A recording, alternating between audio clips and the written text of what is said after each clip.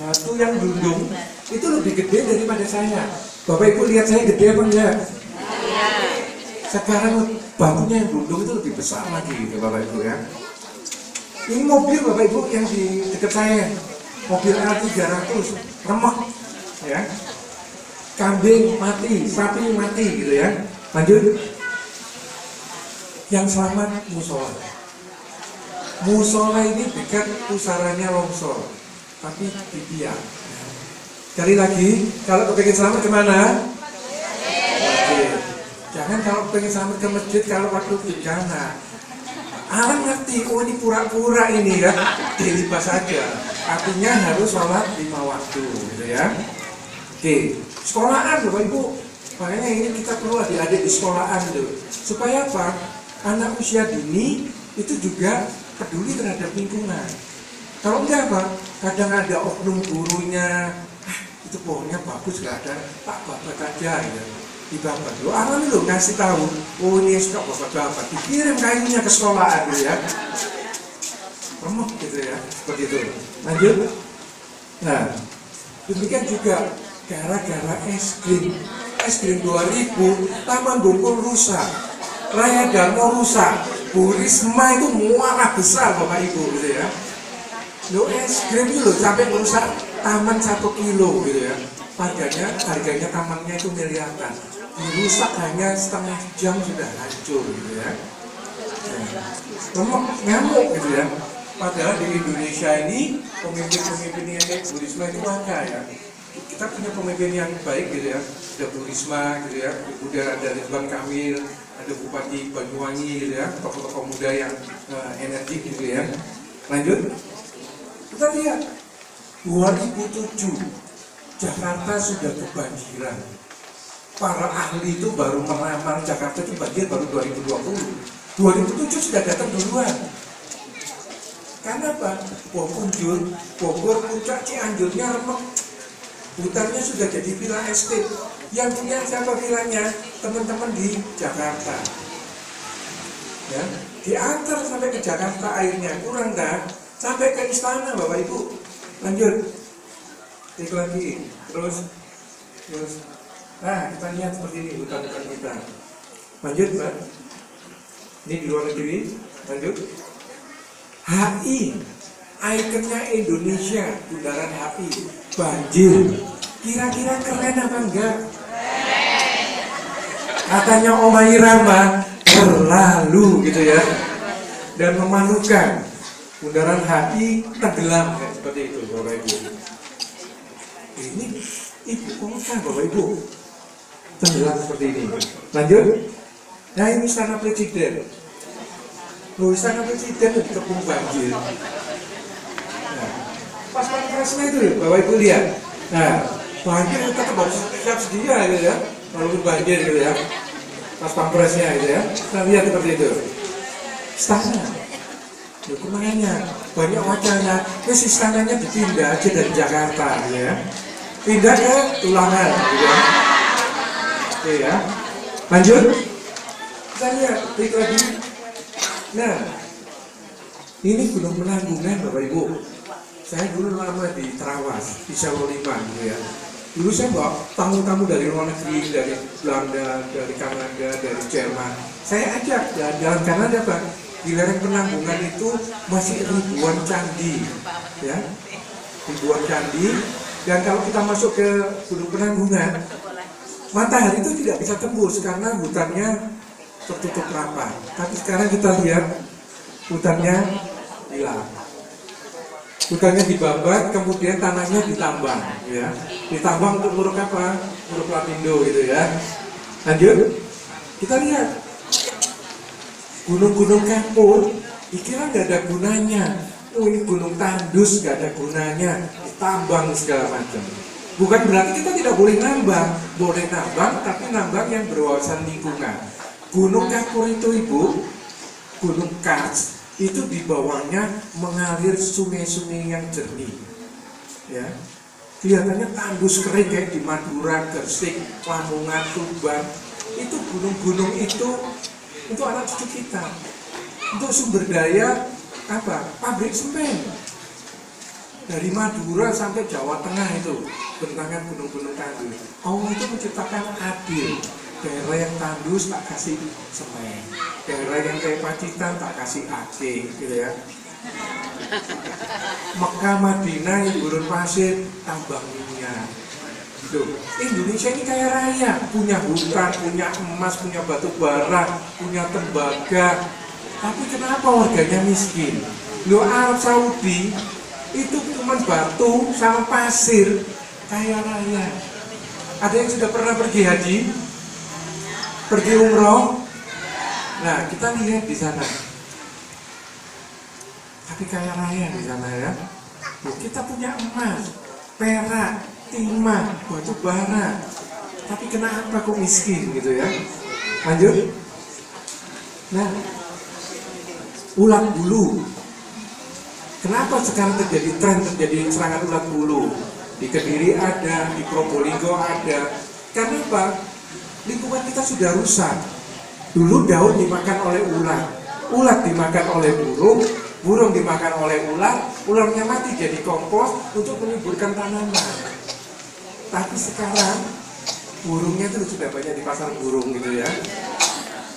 Dulu kalau kita pagi buka jendela sudah terdengar kicauan burung. Sekarang sudah jarang. Buka pintu rumah, pintu jendela, suaranya bukan kicauan burung, lalu lalang sepeda motor, mobil gitu ya, bising seperti itu gitu ya.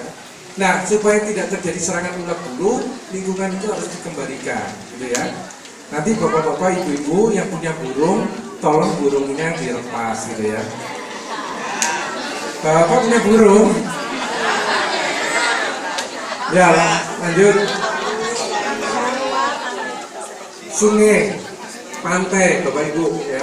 Pantai-pantai kita, Sidoarjo itu terbentuknya dari delta. Ya, dari delta. Pantai timurnya Sidoarjo, kondisinya sudah parah Bapak Ibu.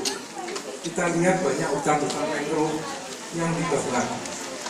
Jadi hutan mangrove atau hutan bakau itu fungsinya untuk menahan gelombang, menahan ombak, pengumuman gitu ya. Jadi hutan bakau sama Allah diciptakan untuk menahan ombak. Tapi kalau dibakar, kalau ada gelombang tsunami, selamat datang sampai Tulangan. Duh, tsunami itu radiusnya 800 km Bapak Ibu. Dari Tulangan ke tambak-tambak sana, nggak sampai 50 kilo. Tingginya tsunami itu bisa 30 meter Bapak Ibu ya. Lanjut. Nah, tambaknya nganggur, hutan-hutan bakau nganggur, diuruk sama limbah. Terus tak jadikan perumahan saja gitu ya. Karena kan banyak perumahan-perumahan di kawasan timur Sidoarjo gitu ya. Lanjut.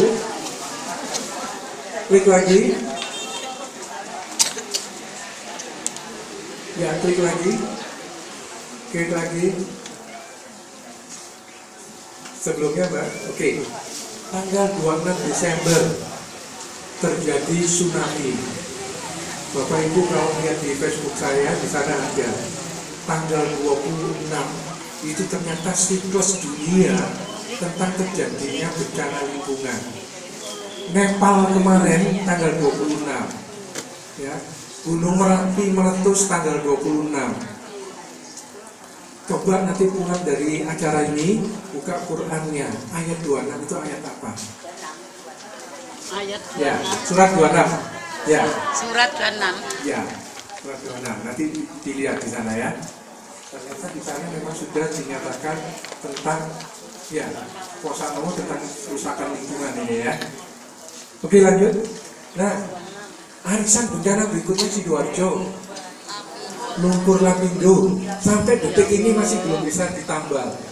Ya, setiap hari 150.000 meter kubik, gitu ya. Kita lihat seperti ini. Alasannya, oh ini bencana alam gara-gara gempa di Jogja. Alasan yang dibuat-buat. Ini adalah salah pengeboran, gitu ya. Lanjut. Saya kesana Bapak Ibu sehari setelah kejadiannya jebolnya Lumpur Lapindo, saya diwawancara sama SS. Saya di depan SMP Porong. Sehari masih ya satu lutut saya.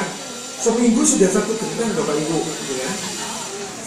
seminggu sudah 1 hektar, sekarang sudah 300 hektar yang tenggelam gitu ya. Lanjut. Kemudian pencemaran air, banyak sungai-sungai kita itu tercemar oleh limbah industri dan limbah domestik ya. Sungai-sungai kita ini tercemar gitu ya. Kita lihat sampai detik ini, tanya teman-teman BLH, itu air baku minum Sidoarjo tidak pernah memenuhi baku mutu yang diperuntukkan. Surabaya, Sidoarjo, Gresik, Mojokerto, Kali Surabaya itu tidak pernah memenuhi baku mutu untuk air minum. Jadi itu air minum yang keran-keran PDAM di tempat Bapak Ibu itu dipaksakan harus ditambah kapurit, harus ditambah tawar, ditambah zat kimia gitu ya. Jadi jangan heran kalau sering misalnya kebanyakan dengan tawar segala macam, banyak orang yang sekarang tren sakit ginjal. Ya, ada yang di warga sini yang sakit ginjal ada, banyak yang sakit ginjal ya. Kalau nggak punya duit, ginjal ya. Oke lanjut, kita lihat bukan hanya industri.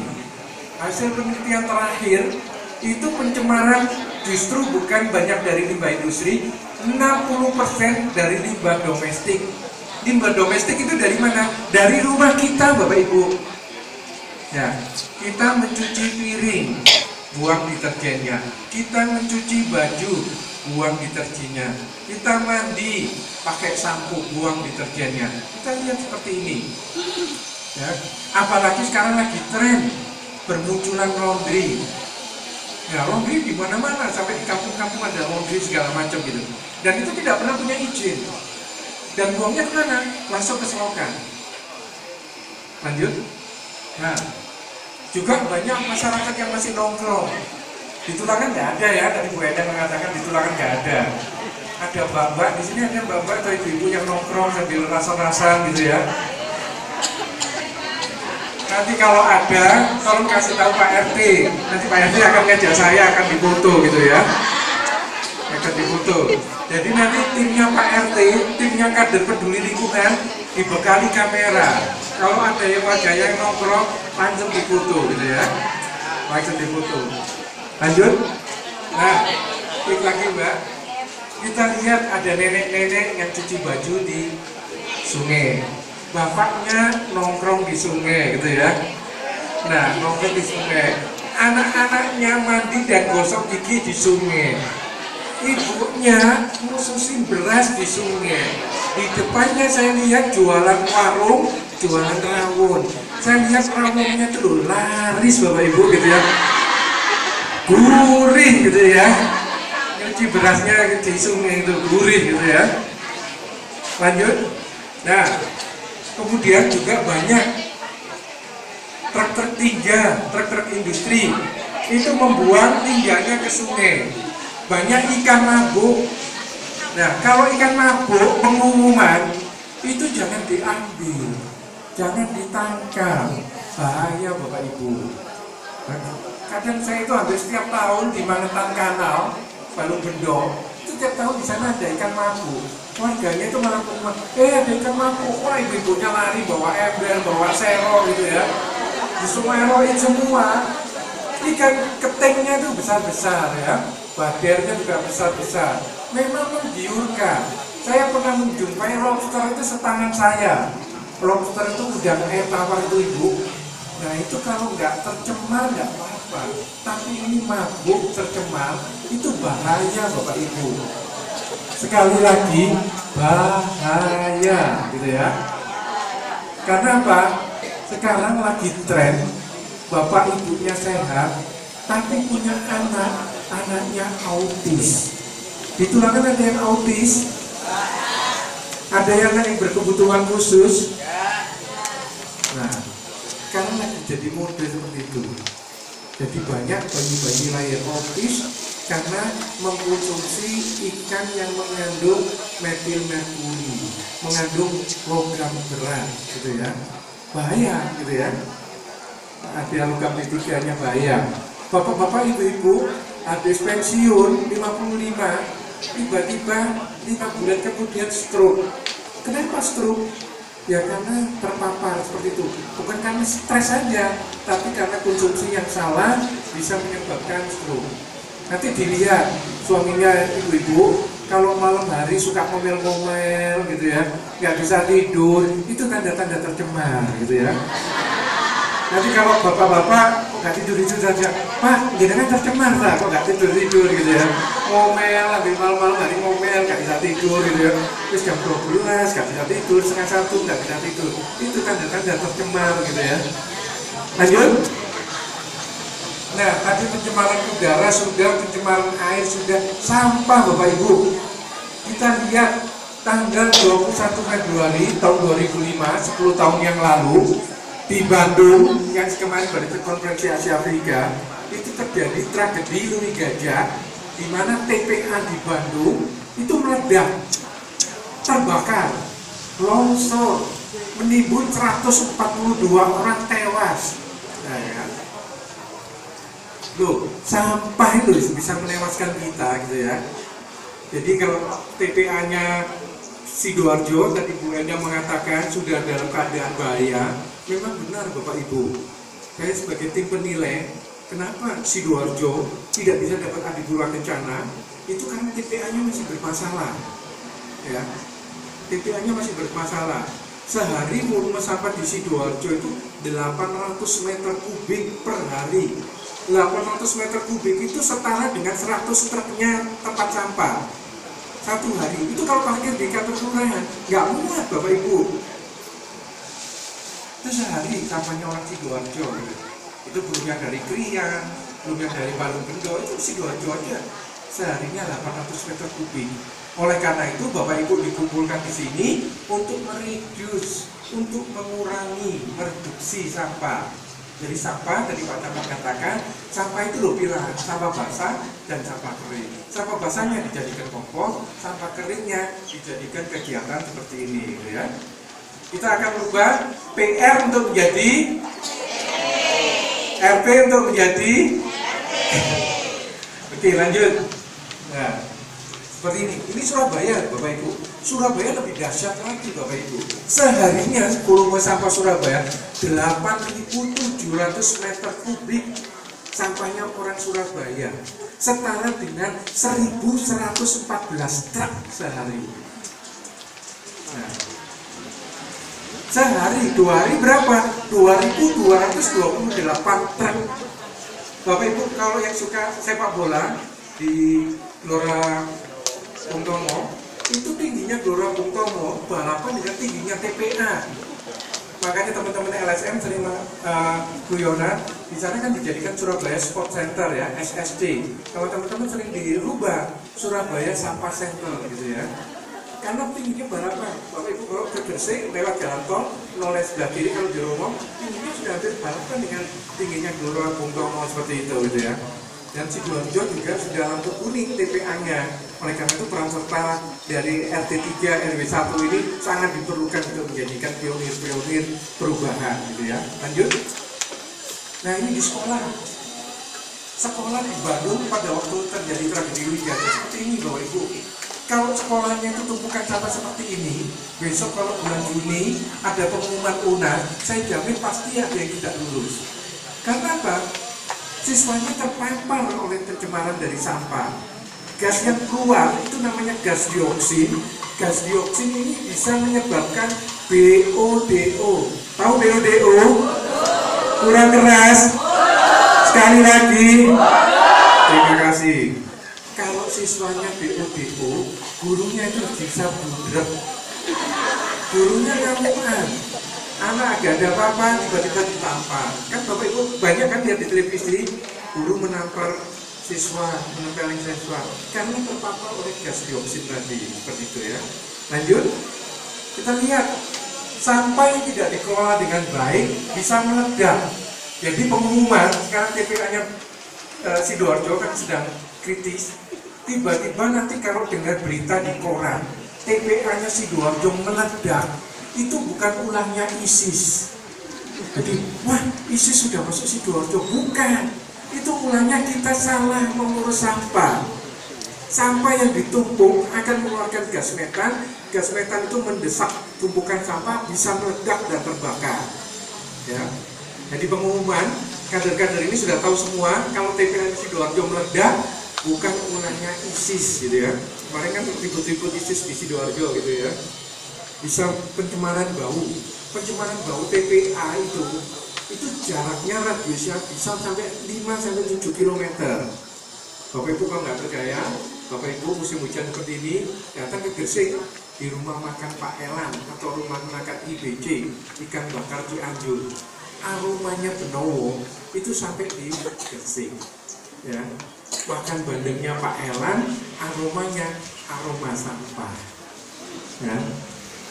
Lanjut terus, nah sampah itu dikemanakan? Sampah itu diolah, sampah dilarang dibakar.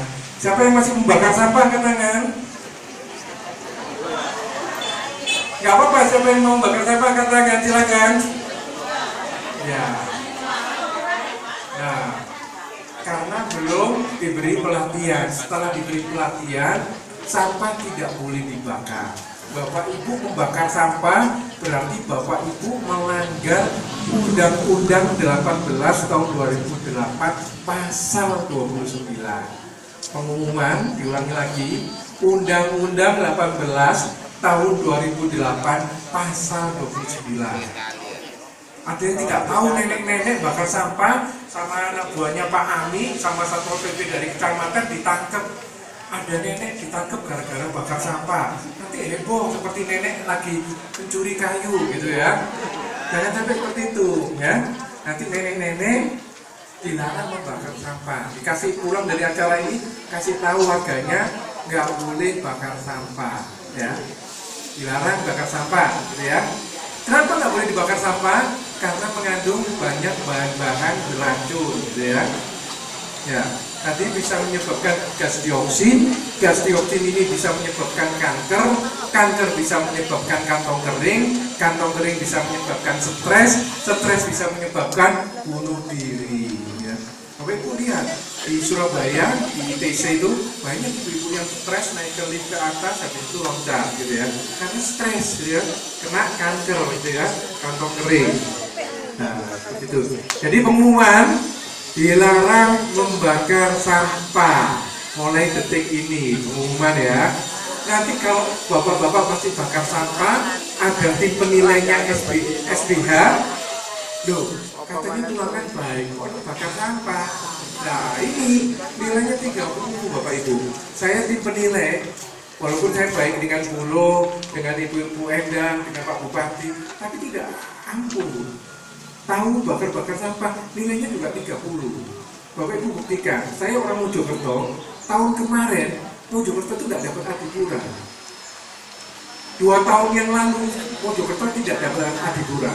Jadi adipura itu tidak otomatis Bapak Ibu. Kalau tahun ini dapat, besok harus dapat, besoknya dapat, tidak otomatis. Nah pas saya nilai Bapak Ibu, 3 tahun yang lalu saya nilai si kota Mojokerto nggak dapat, Pak Wali Kotanya marah, Pak DPR yang marah, sampai ke provinsi, nguruk sampai ke provinsi. Loh, warganya sendiri sebagai tim penilai gitu ya. Mereka nggak bisa apa-apa, walaupun tingkat menteri kita punya bukti, ada warga yang bakar, TPA-nya dibakar, sekolahannya sampahnya dibakar, di kampungnya sampahnya dibakar. Kalau dibakar di kriteria penilaian, nilainya itu 30. Wes nggak ada ampun, walaupun kampungnya Tulangan ini bersih nilainya 85, tapi kalau misalnya di TPA-nya dibakar atau di ini dibakar, nggak ada ampun. Kalau 30 ya terjun bebas nilainya itu, ya dilarang dibakar ya. Nanti Pak Lurah, Pak Camat, Pak RT, Pak RW membuat peraturan Perdesnya, warga dilarang bakar sampah. Bakar sampah denda 2 pohon, ya. Tebang pohon denda 3 pohon. Nah itu seperti itu. Kalau ada peraturan-peraturan seperti itu, nilainya di penilaian SBH, penilaian desa berseri, wah ini bagus, 85. 85 itu nilainya sangat baik. Nilai paling tinggi 90 Bapak Ibu. Rank antara 81 sampai 90 itu adalah nilai sangat baik. Ya. Yang sangat jelek itu 30 sampai 45. Lanjut. Nah, sungai bukan tempat sampah. Jadi Tulangan ini agak berat Bapak Ibu. Beratnya apa? Lingkungannya ada sungainya. Biasanya warga yang tidak peduli. Tadi Pak Camat, Pak Putra mengatakan, naik motor mau berangkat kerja, di tempat kresek ada sungai dilempar.